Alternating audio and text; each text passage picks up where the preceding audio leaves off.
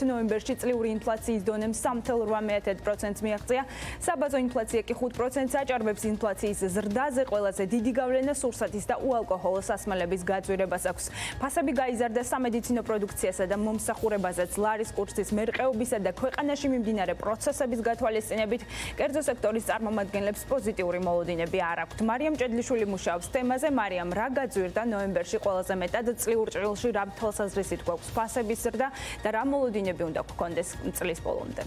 ანა, ნოემბერში წინა თვესთან შედარებით ინფლაციის დონემ საქართველოში 0.9%, ხოლო წლიური ინფლაციის დონემ 3.8% შეადგინა. წლიურად 6%-ით გაძვირდა სურსათი და უალკოჰოლო სასმელები, თითქმის 8%-ით ალკოჰოლური სასმელები და თამბაქო 10%-ზე მეტით არის გაძვირებული საოჯახო ნივთები და თავის მოვლა თითქმის 9%-ით კი ჯანმრთელობის დაცვა. ფასის 5.2%-იანი კლება დაფიქსირდა ტრანსპორტის ჯგუფში. 4%-ით გაიაფთა დასვენება და გართობა, რომელზე მოთხოვნაც პანდემიის ფონზე მნიშვნელოვნად არის შემცირებული. გასული წლის ანალოგიურ პერიოდთან შედარებით 35%-ით გაძვირდა მზესუმზირის ზეთი, 45%-ით წიწიბურა. 20%-ით გაიზარდა მაგალითად თერმომეტრის ღირებულება, რომელიც დღეს საკმაოდ მნიშვნელოვანი და საჭირო ნივთია. ეკონომისტები ფასების ზრდას ეროვნული ვალუტის მერყეობას და პანდემიის გამო შექმნილ რისკებს უკავშირებენ. ერთობლივი მოთხოვნის შემცირება თითქოს ქვემოთ ეკაჩება ფასებს, მაგრამ გაცვლითი კურსის გაუფასურება და ნეგატიური მოლოდინები პირიქით, ანუ ზრდის მიმართულებით მოქმედებს. როცა დაგვჭირდება რეცესიიდან გამოსვლა, ანუ ნეგატიური ეკონომიკური ზრდის დადებითი შეცვლა 2021 წლისთვის, როცა დავამარცხებთ ამ პანდემიას, აქ შეიძლება იყოს ცენტრალური ბანკის როლი მნიშვნელოვანი. ცენტრალური ბანკის მონეტარული პოლიტიკა შეიძლება იყოს წამახალისებელი ეკონომიკის და თუ ცენტრალურ ბანკს ამ დროს, ეროვნულ ბანკს ამ დროს ექნება იმის შესაძლებლობა, რომ საპროცენტო განაკვეთები შეამციროს, ამით ბიძგს მიცემს პრაქტიკულად ეკონომიკას, რომ სწრაფად გამოვიდეს პანდემიიდან. მაგრამ თუ ამის პარალელურად იარსებებს კიდევ წნეხი გაცვლითი კურსის გავლით ან განუსაზღვრელობის გავლით ფასებზე, ცენტრალური ბანკი იქნება პრაქტიკულად ხელფეხშეკრული. კრიზისული პერიოდის ფონზე პოზიტიური მოლოდინი არ აქვთ კერძო სექტორის წარმომადგენლებს. იმ ფონზე, რომ ბუნებრივ აირზე კომერციული ტარიფი ძვირდება, მათი განმარტებით უახლოეს მომავალში ეს ფასებზე კიდევ უფრო ნეგატიურ გავლენას იქონიებს. ამას ემატება ისიც, რომ ლარის კურსი, რომელიც ბოლო პერიოდში მერყეობით ხასიათდებოდა, ეს კი იმპორტ დამოკიდებული ქვეყნისთვის ხადია არაერთ პრობლემას ქმნის და ფასებზეც ნეგატიურად აისახება.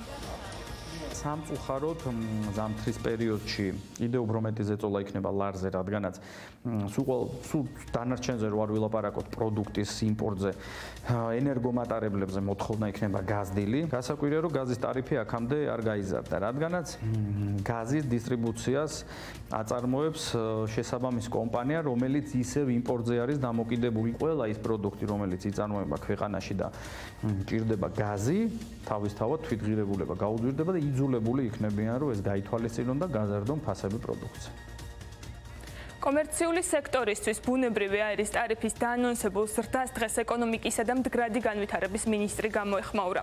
ნათია თურნავამ აღნიშნა, რომ მთავრობას კომპანიასთან ამ საკითხზე კომუნიკაცია ექნება, რათა გაირკვეს, რამდენად დასაბუთებულია ტარიფის ზრდა კრიზისულ პერიოდში. შეგახსენებთ, თბილისის ენერგიის გადაწყვეტილებით კომერციული მომხმარებლებისთვის გარდა პურის მწარმოებლებისა ბუნებრივი გაზის ტარიფი იზრდება. დღეს არსებული 86 თეთრის ნაცვლად 3 იანვრიდან ტარიფი 1 ლარი და 10 თეთრი იქნება. გაზის ნაწილში ჩვენ ნამდვილად მოსახლეობის მიმართულებით არ ველოდებით გაძვირებას და ტარიფი გაზ არ გადაიხედება. რაც შეეხება კომერციულ ფასებს, კომერციულ სექტორზე თუ როგორ გაყიდის თბილისის ენერგი, რომელიც თბილისის გაზმომარაგებით არის დაკავებული, ეს არ არის რეგულირებადი ტარიფი, რა თქმა უნდა, ეს მათი ბიზნესის ნაწილია. თუმცა აუცილებლად შევხვდებით, დაველაპარაკებით, გავერკვევით, რამდენად დასაბუთებულია ეს მათი გეგმები და რამდენად ეყრდნობა, ასე ვთქვათ, რეალურ გარემოებებს, რამდენად ამოწურა კომპანიამ ყველა ის შიდა რესურსი და რამდენად აუცილებელი არის ახლა საკმაოდ რთულ ესე იგი ვითარებაში კომერციული გაზის ფასების გადახედვა. პანდემიამდე არსებული გათვლებით ეკონომისტები ფიქრობდნენ, რომ წელს ინფლაცია მიზნობრივ 3%-იან მაჩვენებელზე დაბალიც კი იქნებოდა, თუმცა ვალუტის მერყეობისა და ქვეყანაში არსებული გაურკვევლობის ფონზე ფასებზე წნეხი იზრდება. შედეგად ინფლაციის მაჩვენებელი მიზნობრივ ნიშნულს კვლავაც აღემატება და სავარაუდოა, რომ მორიგი ლოკდაუნის ეფექტი და ნეგატიური მოლოდინები ამ წნეხს კიდევ უფრო გაზრდის.